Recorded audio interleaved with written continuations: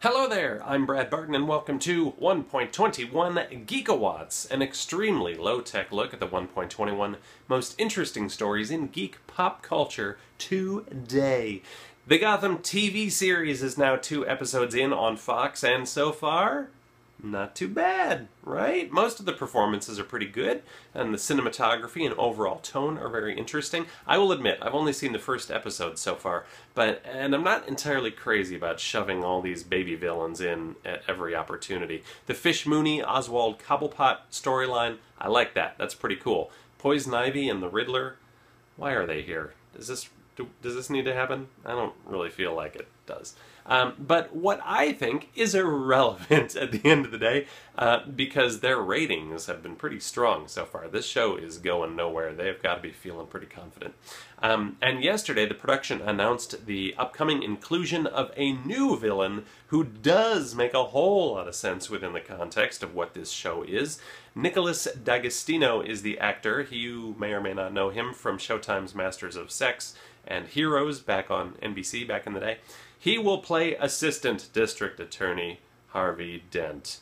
And you know what that means. This is the man who will eventually become Two-Face. Oh yeah, that's good. And that makes a lot of sense, right? So much more organic than randomly introducing a criminal's daughter who likes to water her plants and then someday will wear those plants as a supervillainess.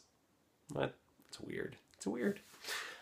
So it's no great surprise that every movie studio in Hollywood right now would love to create their own Marvel Studios style super franchise, right? A series of interlocking franchises and sequels that all come together into one sprawling, irresistible universe.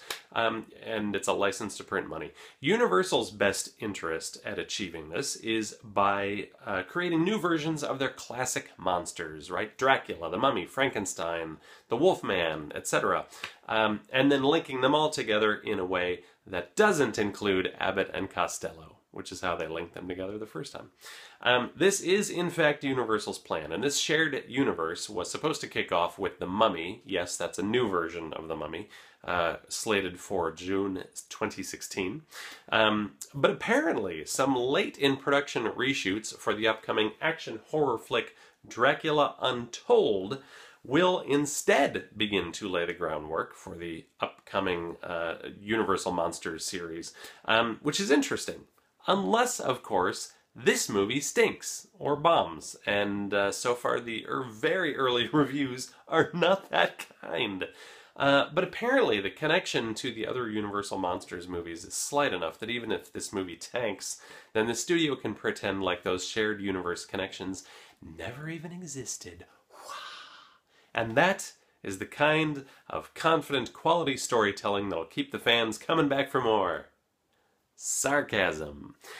Universal had great success from the 1920s all the way through the 1960s with their horror and sci-fi and suspense films. For today's trivia question, I want you to name the 1923 historical drama film starring Lon Chaney, which is more or less considered to be the very first Universal Monsters movie.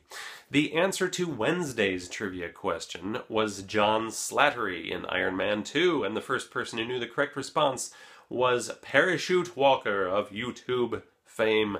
Congratulations, Parachute Walker. Your prize is the self-published book, I Watched My Brother Being Born. I can't really recommend that anyone reads this book. There are typos. That alone, there are typos. And some really terrifying pictures. Hey everyone, that's it for today. Hey, I hope you enjoyed this free bite-sized chunk of Geekitude. If you did, please share it with a nerdy friend. You can always subscribe to this channel and never miss a nerdy second. You can like the 1.21 Geekawatts Facebook page and say hello over there, or in the comment section attached to this video. If you'd like, you can follow my shenanigans at BradBarton72 on Twitter. Otherwise, have a great weekend, and I will see you back on Monday for more 1.21 Geekawatts. Adios, everyone. Bye-bye.